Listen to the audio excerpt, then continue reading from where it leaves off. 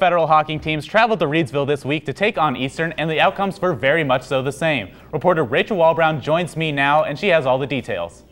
Now, the outcomes may have been similar, Sean, but how both teams got to that point were polar opposites. For the girls, their biggest flaw was not playing a full 32 minutes. They only have a tendency to take a quarter off, which allows their opponents to take a lead that is just near impossible to recover from.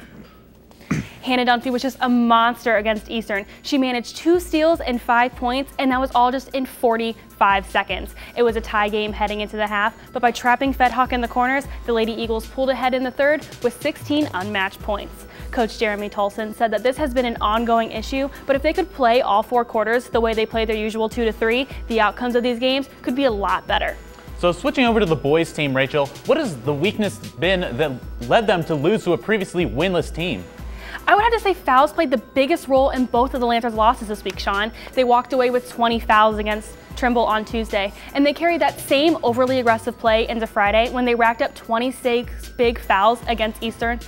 Federal Hocking finished with just 4 players after Carter Russell and Jared Hawk reached their 5-foul limit. Now, AJ Cobb and Chase Curtis were also benched late in the second half with apparent knee injuries. That's when the already trailing Lancers dug themselves into an even deeper hole. Fed Hock also had trouble controlling the ball once it was back in their possession. With over 10 turnovers and only 14 rebounds compared to Eastern's 38, the team just was not able to even set up the plays they needed to win.